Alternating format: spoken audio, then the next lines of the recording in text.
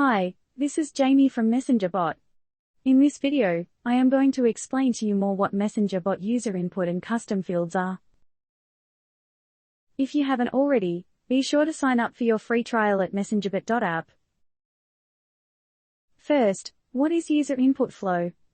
With user input flow, you can ask a single or series of questions from users inside Messenger. Once users give any answer, then the next question will be sent if there are any.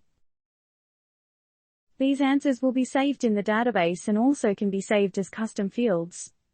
Custom fields can be used as variables in Messenger reply. Next, what is variable?